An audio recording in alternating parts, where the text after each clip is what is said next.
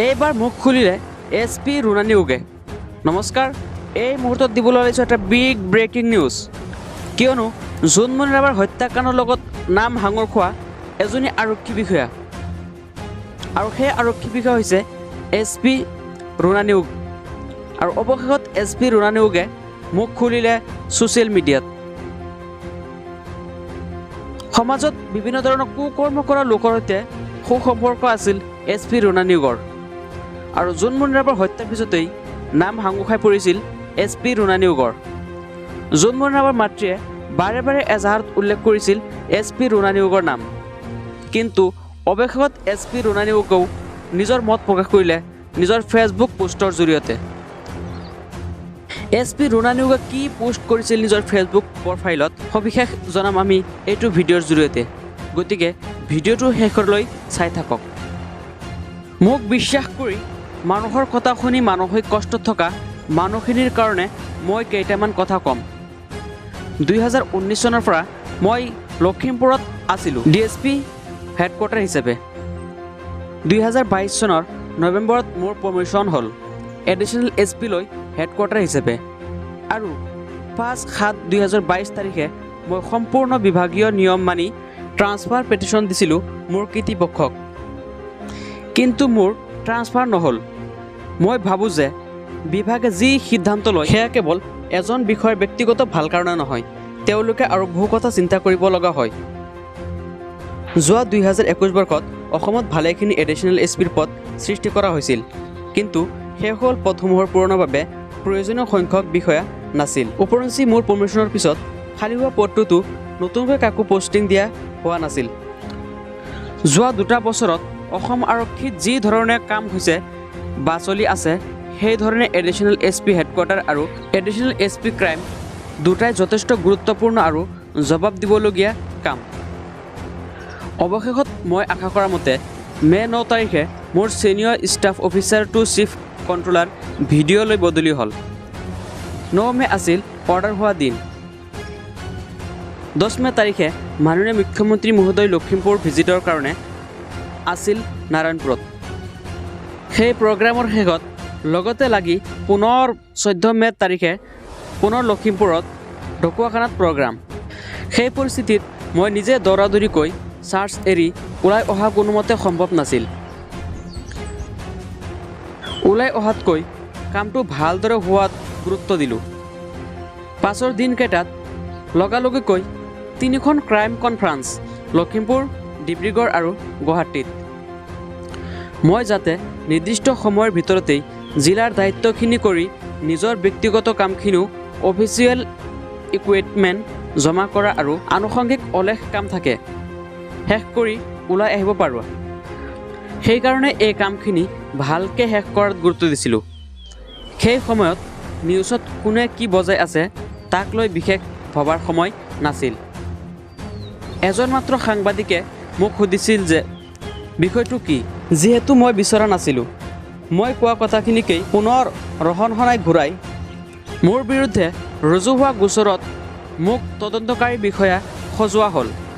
মোৰ অফিচত বহি চাহ খাই 1 ঘণ্টা সময় নষ্ট কৰি পৰামৰ্শ লোৱা মানুহেও মোক বা বিভাগীয় মুৰব্বীক লগ ধৰিবলৈ ফিজ দিব লাগে বুলি ট্ৰল কৰিব পৰা হ'ল। অচিনাকি মুখৰ কথা নকওঁ, মোৰ APSC ছিলেকশ্যনক লৈ গান গালে ৰাইজে। মই জানো যে যিসকল মানুহৰ জীৱনত কিবা এটা ভাল কৰি দিছিলোঁ, সেইসকল মানুহবোৰ মোবাইল, ইণ্টাৰনেট, ফেচবুকৰ পৰা বহু দূৰত। বহু মানুহে মোক বেয়া পায় বুলি জানো, পাবই পাৰে, কাৰণ জিলা আৰক্ষী মানেই মানুহ ধৰা, আইন শৃংখলা ৰক্ষা বজাই ৰখাই হ'ল কাম। যিসকলে তেওঁলোকৰ লগত ফটো নুঠাৰ কাৰণে মোক বেয়া পায়, তেওঁলোক নিস্বাৰ্থ মানুহ নেকি? লখিমপুৰৰে হওক বা অন্য জিলাৰে হওক, কোনো ফ্ৰডৰ লগত মোৰ কোনো সম্পৰ্ক নাই। যাৰ সম্পৰ্ক আছে তেওঁলোকক কোনেও কেতিয়াও সন্মান ট্ৰল নকৰে, নিশ্চিত থাকক। প্ৰকৃতিৰ ওচৰত, ভগৱানৰ ওচৰত গৈ বুকু ফিন্দাই ক'ব পাৰিম, জীৱনত এই এটা কাম কৰিলোঁ। ভগৱানৰ ওচৰত কৃতজ্ঞ এই কামটো গুৰুত্বপূৰ্ণ এক অংশ হ'বলৈ পোৱাটো আৰু 100% মন মগজু শ্ৰম দি এই কামটো কৰিবলৈ পোৱাটো। পাভ ৰিজাৰ্ভ ফৰেষ্ট হৈ আছিল অপৰাধী এখন ভূস্বৰ্গত।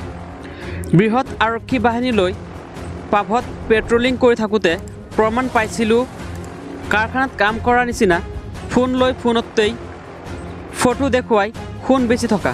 পুলিচ আহিছে কি গৈছে কি ভ্ৰক্ষেপ নথকা লোকবোৰ থিতাতে ধৰি আনি জেললৈ চালান দিছোঁ 5 দিনা। কিন্তু মনত ভাৱ হয় এতিয়া পাভ বেদখলকাৰীৰ কবলত আগৰ দৰে থকা হ'লে অন্তত লেটিৰি বেগমৰ নিচিনা মানুহবোৰ তাতে সোমাই থাকিব পাৰিলে হয়। চেদিলি ভেদিলি হৈ কষ্ট খাই ঘূৰি ফুৰিব নেলাগিলেহেঁতেন। মোৰ দৃষ্টিত মোৰ একমাত্ৰ ভুল হ'ল ট্ৰান্সফাৰৰ পিছত মই এদিনো থাকিব নালাগিছিল লখিমপুৰ জিলাত। অৱশ্য তাৰ কাৰণে মোৰ ওপৰত যিবোৰ বদনাম ছটিয়াই দিয়া হ'ল মই তাৰ 1%ও গাত পাতি নলওঁ। কিন্তু মানুহক ভয়ংকৰভাৱে মিছগাইড কৰি বিশ্বাসক যিদৰে টেটু চেপা দিয়া হ'ল তাৰ সাক্ষী হৈ ৰ'ব মোৰ এই সময়খিনি। ঘটনা ঘটিলে কাৰোবাক ট্ৰল কৰিবই লাগিব। এই সময় হয়তো এনেকুৱাই। এইখন হৈছে SP ৰুণা নিয়োগৰ এখন বিশেষ ফেচবুক পোষ্ট য'ত তেওঁ উল্লেখ কৰিছে সমগ্ৰ কথা। এতিয়া উল্লেখ হ'ল যে কোন সঁচা কোন মিছা আমি সেইটো বিচাৰ নকৰোঁ। আমাৰ এটাই দাবী জোনমণি ৰাভাৰ উচিত ন্যায় পাব লাগে। জোনমণি ৰাভাৰ লগত জড়িত হৈ থকা সমগ্ৰ দোষীকে উচিত শাস্তি প্ৰদান কৰিব লাগে। আপোনালোকে কি ভাবে জোনমণি ৰাভাৰ মাতৃয়ে ন্যায় পাবনে নে জোনমণি ৰাভাৰ যিটো দুৰ্ঘটনাত মৃত্যু হ'ল কেছটো লাহে লাহে নাইকিয়া হ'ব? গতিকে আপোনালোকৰ মতামত নিশ্চয় কমেণ্ট বক্সত জনাব। আৰু আপোনালোকে এই সমগ্ৰ পোষ্টখিনি চাই কি ভাবিছে আপোনালোকৰ মতামত নিশ্চয় কমেণ্ট বক্সত জনাই দিব।